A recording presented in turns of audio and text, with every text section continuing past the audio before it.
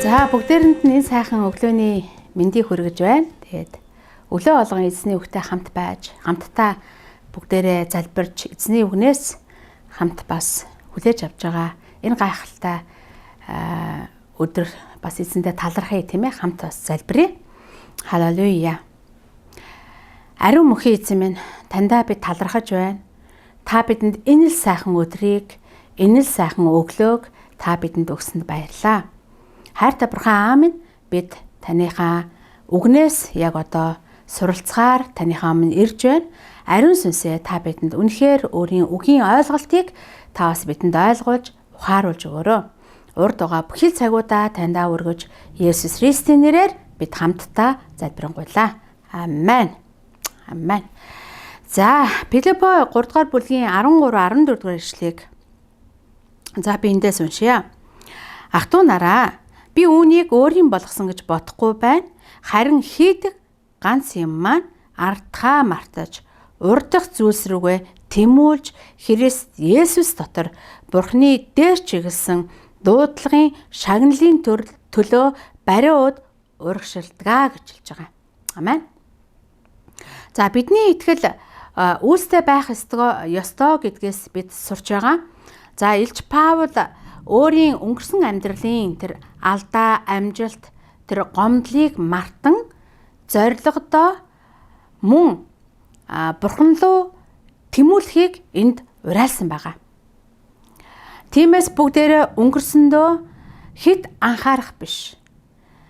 Харамсаж, гомдож, мөн өнгөрсөн амжилтандаа баригдах нь биднийг урагшаа явахад саад болдог байна. Тиймээс өнгөрснөө ардаа орхиод ирээдүйн тэр зориг, Бурхны өгсөн дуудлага хүн бүрт байгаа. Танд ямар бэлэг авьяас байна? Түүн дээр бүгдээрээ бат зогсоод Бурхны дуудлага руу тэмүүлцгээе. Паул өөрийн зорилгоо урагш тэмүүлж байгаа тэр тамирчинтай зүрлсэн байгаа.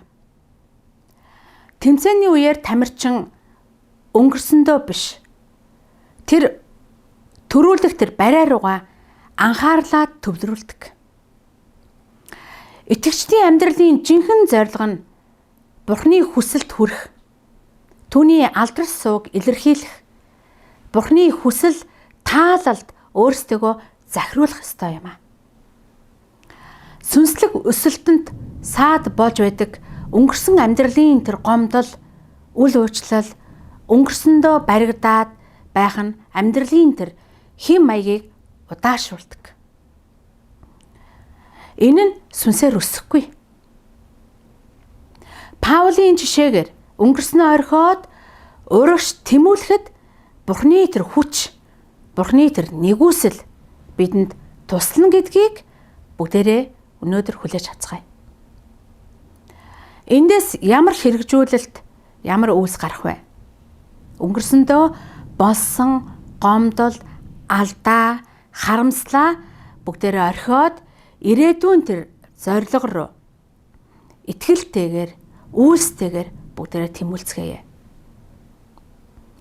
Бурхны өгсөн тэр зорилго, амлалтыг анхаарч амьдралдаа дахин хүлээн аваад урам зоригтойгоор өөдрөгөөр энэ амьдралыг, Бурхны бидэнд өгсөн энэ амьдралыг баяр хөөртэй өргөжлүүлцгээе.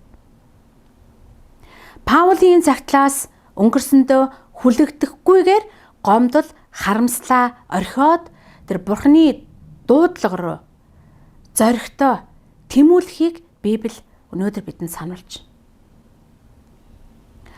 Өнгөрсөнд баригдах нь амьдралын тэр бодит, сүнслэг өсөлтөд саад болдог. Үүнийг бүгдээрээ орхиод урагшаа тэмүүлцгээе. Итгэлтэйгээр, үйлстэйгээр урагш. Үнэхээр Бурхан бидэнд өгсөн тэр гайхалтай төлөвлөгөө, амлалт, амьдрал байгаа шүү дээ. Түүнд хүрэхийн төлөө бүгдээрээ урагшилцгаая. Амен. Тэгээ бүгдээрээ хамтдаа энэ цагийг Бурхандаа даатгаад хамт залбирая. Халелуя. Эзэн минь, тандаа баярлалаа.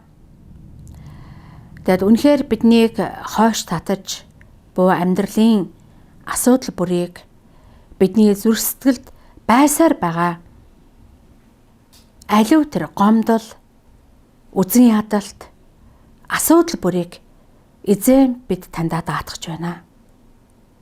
Паул шиг урдах зүйлс рүүгээ тэмүүлдэг. Үнэхээр урдах зүйлс рүүгээ үнэхээр харж түүн рүүгээ тэмүүлэх тэр хүчийг ариунсаа та бидэнд өгөөч. Та бидэнд үнэхээр туслаач.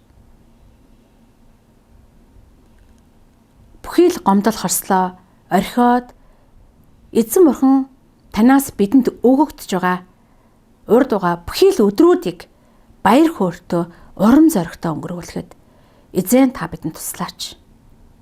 Амьдралын бүх талбараа таньдаа бид даатгаж байна. Эзэн Есүсийн нэрээр бид хамтдаа залбирanгуйлаа. Амен.